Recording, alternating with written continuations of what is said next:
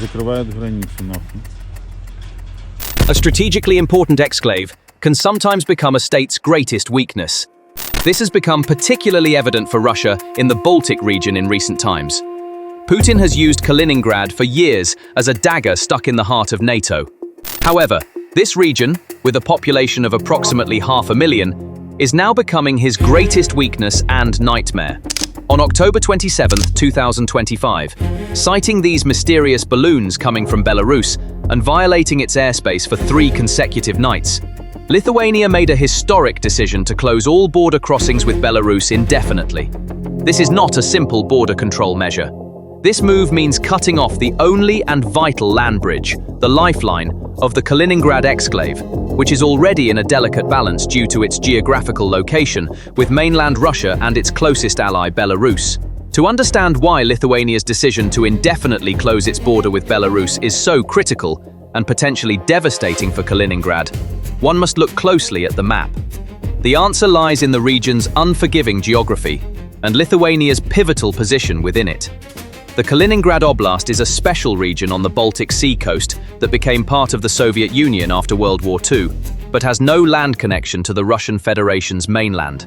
However, this exclave is surrounded by NATO member Poland to the west and south, and NATO member Lithuania to the north and east. This geographical isolation makes Kaliningrad both a strategic outpost for Russia and an extremely vulnerable piece of land. Kaliningrad, which has no direct land connection to the Russian mainland, is connected to the outside world primarily in 3 ways: by sea, via the Baltic Sea to St. Petersburg or other Russian ports, by air, and by land. While air transport is suitable for passengers and light cargo, it is inadequate for heavy loads and mass resupply. Sea transport, meanwhile, has become increasingly risky and potentially open to NATO control, especially since Finland and Sweden joined NATO, effectively turning the Baltic Sea into a NATO lake. In this situation, the only remaining reliable and high-capacity connection is by road. The only road route from Kaliningrad to the Russian mainland inevitably has to pass through Lithuanian territory. This route generally proceeds eastward from Kaliningrad, crossing Lithuania and then entering Belarus. It also reaches Russia's mainland via Belarus. This Lithuania-Belarus corridor is vital for both civilian trade, trucks, trailers, and potential military supply. Military convoys, rail connections, are also provided through this corridor. Lithuania's geographical location makes it a natural choke point for Kaliningrad.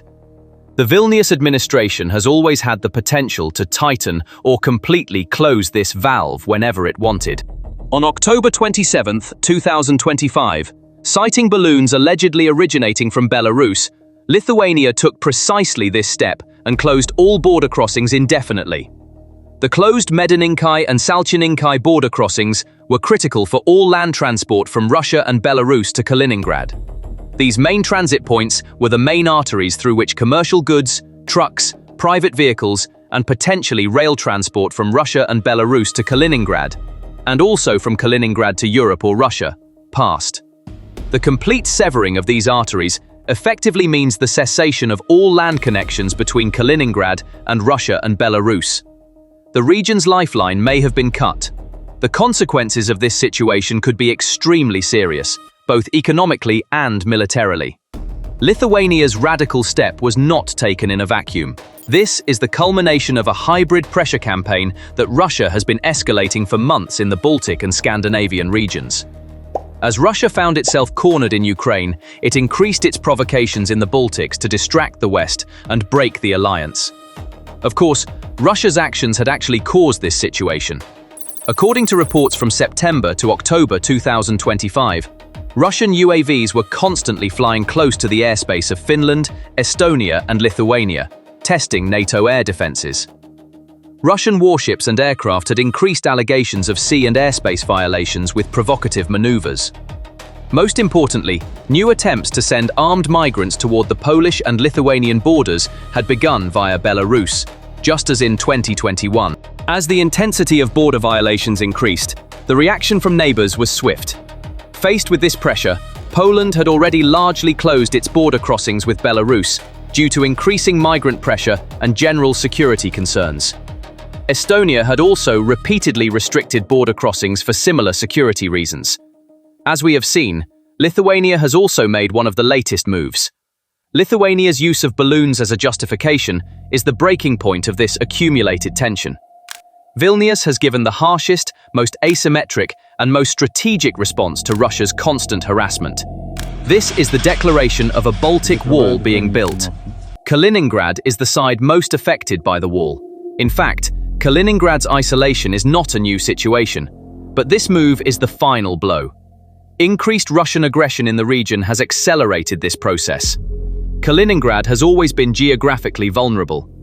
NATO's eastward expansion has increased this isolation. Post-2022 EU sanctions and Lithuania's previous rail transit restrictions were already seriously straining Kaliningrad's economy. But the real strategic checkmate, as you may recall, came with Finland and Sweden joining NATO. The Baltic Sea has effectively become a NATO lake, and Kaliningrad's maritime connection is now at risk. And now, on October 27, 2025, Lithuania's complete closure of the border is the final act in this long-term suffocation process. Kaliningrad is now surrounded both by sea and land. The immediate and devastating consequences of the border closure are inevitable. This is the beginning of the collapse of the internal front. We can say that the first sign of the collapse is the halt in trade. It is claimed that all road trade entering and leaving Kaliningrad was completely cut off at that moment. Imports and exports are paralyzed. Of course, the logistical nightmare has also begun. It is reported that thousands of trucks are stranded on both sides of the border. This situation is a complete disaster for truckers and logistics companies. The risk of economic collapse now seems closer than ever.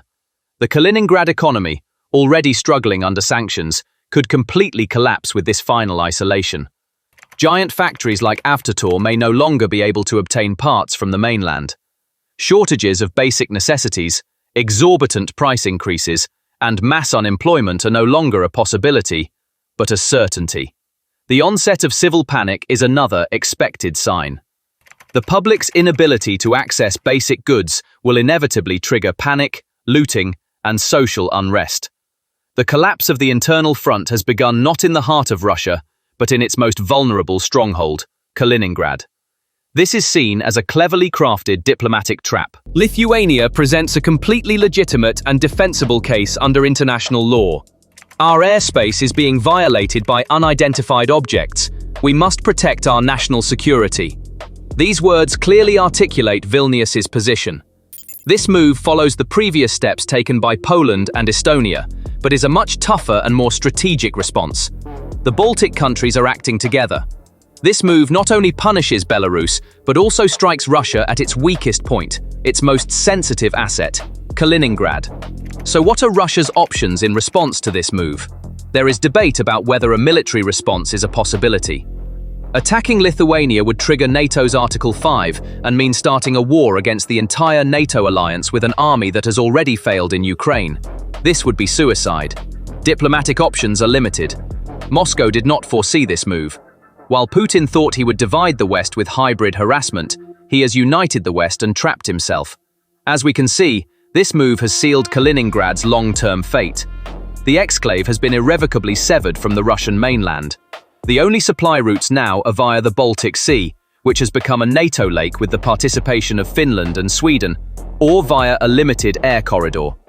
Both of these routes are expensive, slow, and most importantly, subject to NATO's military discretion. This situation logistically strangles the massive Russian military presence in Kaliningrad, removing it as a threat and turning it into a burden that must be defended. An army that is logistically strangled cannot fight. Military weakness is inevitable. Moscow must now consider how to manage an exclave that is economically collapsing and socially primed to explode. This is a terrible headache that will further divide resources focused on the war in Ukraine. Lithuania's bold move shows how a seemingly minor event can have enormous geopolitical consequences in the midst of escalating regional tensions. Russia's strategic stronghold of Kaliningrad is now encircled both by land, via Lithuania and Poland, and by sea, via the Baltic Sea, logistically crippled and on the brink of economic collapse. This is a heavy blow to Putin's power projection in Europe. Kaliningrad's land bridge has been severed, and the consequences of this catastrophe have only just begun. The walls of the fortress no longer stand as solid as before.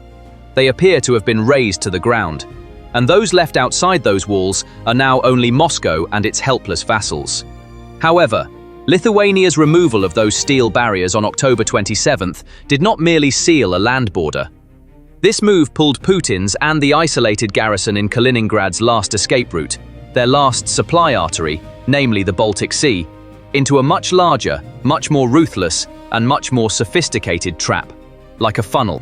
When the land wall was erected, strategists in the Kremlin believed they could still supply Kaliningrad with cargo ships departing from St. Petersburg, move their fleets, and harass NATO from the sea.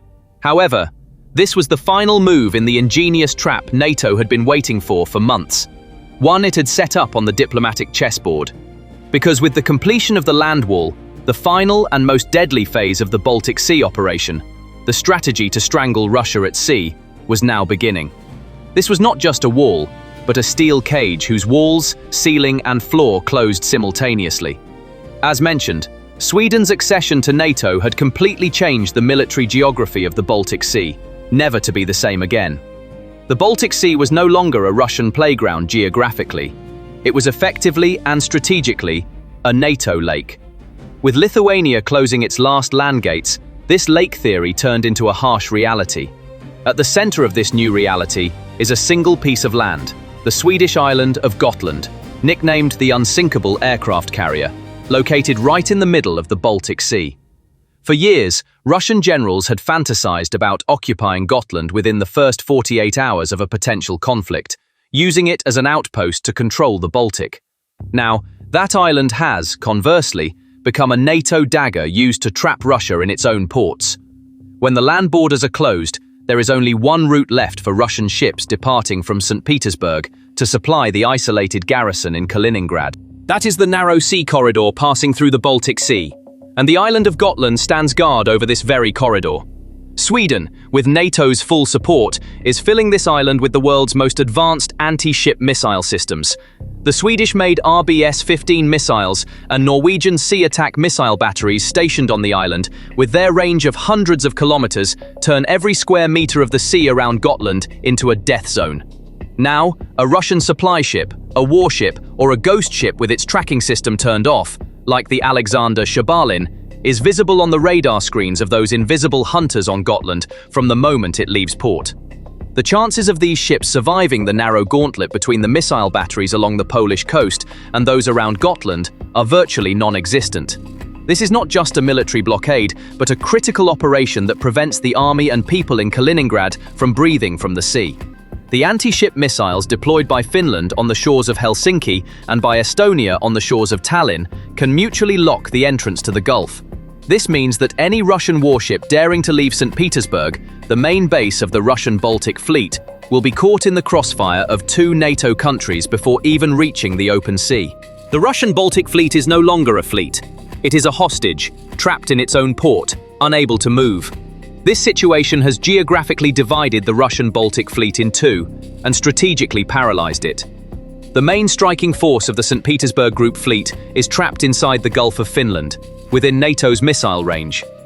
The other half of the Kaliningrad Group fleet has been transformed into a garrison force in the port of Kaliningrad, surrounded by land and sea, running out of fuel and ammunition. These two fleet components can no longer unite or assist each other. They are like two separate prison cells in the same sea, cut off from each other. When land and sea routes are completely cut off, the Kremlin has only one hope left to supply Kaliningrad: a single, extremely expensive and vulnerable artery. That is the air bridge. Theoretically, Russia could establish a logistics line using massive military transport aircraft like the Ilyushin IL-76, taking off from St. Petersburg and flying to Kaliningrad via that narrow international air corridor over the Baltic Sea.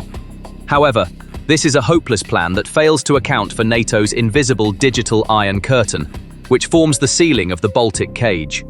Lithuania's closure of its border, citing those 13 balloons, has given NATO the legitimacy to tighten engagement rules, not only on land, but also in the air.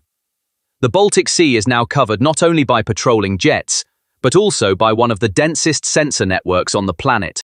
NATO AWACS surveillance aircraft and high-altitude UAVs such as the US RQ-4 Global Hawk, taking off from bases in Šiauliai, Lithuania, and Amari, Estonia, patrol the region 24 hours, 7 days. They detect every Russian aircraft using that narrow air corridor before it even takes off from Kaliningrad. Russia's response to GPS jamming attacks targeting civilian flights, such as the one on the Spanish defense minister's plane, was for NATO to deploy its own electronic warfare attack fleets. Now, special aircraft such as the American EA-18G Growler are patrolling the region, capable of blinding and deceiving Russian military communications, UAV control frequencies, and most importantly, the target detection radars of those famous S-400 batteries in Kaliningrad. What will await a Russian Il-76 transport aircraft if it dares to enter this air corridor? It will be met by F-35s taking off from Poland, Gripen fighters from Sweden, or Eurofighters from Germany, all ready to escort it. This is not a friendly escort, but a harassing and threatening one. NATO jets will fly just a few meters from the Russian aircraft's wings, clearly demonstrating that they are ready to fire at the slightest deviation from the route or provocative movement. This situation makes an air bridge to Kaliningrad militarily unsustainable and politically unacceptable. Each flight carries the potential spark of a third world war. The ultimate effect of Lithuania closing its last gates on Belarus and Russia is a slow and humiliating economic and political decay, far more painful than a military defeat. The game is over for Lukashenko. The vital railway corridor opening China's Belt and Road project to Europe has now come to a halt, crashing against the steel walls of Poland and Lithuania. For Minsk, this means billions of dollars in transit revenue evaporating each year. A dictator who cannot promise prosperity to his own people, whose only source of income is dependent on Russia's goodwill, is no longer a leader, but merely Moscow's bankrupt governor. He has become the first pawn sacrificed in Putin's gamble. For Putin, however, the situation is much more complex. In addition to having to shoulder Belarus as a burden, the Russian leader has also lost Kaliningrad, his own dagger. Kaliningrad is no longer a base threatening NATO. On the contrary, it is a garrison city of 450,000 civilians and tens of thousands of soldiers, held hostage by NATO. Putin now has to supply this isolated territory only by sea and air, and even that is at the mercy of NATO. This means that the resources he desperately needs to continue the war in Ukraine are flowing into this strategic black hole of his own making. In short, Lithuania's resolute response to those 13 balloons has blown up Putin's entire hybrid warfare doctrine in his face. Every provocation now returns not as hesitation or fear from the West, but as more troops, more missiles, and a more permanent NATO base. In this war, which Putin started to push NATO away from his borders, he has, on the contrary, succeeded in bringing NATO's most modern weapons and most determined troops to his doorstep, right next to Kaliningrad and St. Petersburg. This is his greatest and most ironic strategic defeat. It will come as no surprise that Putin will suffer much more from this situation in the coming period. As Western economic pressure increases and the military and diplomatic decisions of the Baltic countries harden, a huge wave stretching from Lithuania to Kaliningrad and even Russia could hit the Kremlin. Thank you for choosing us.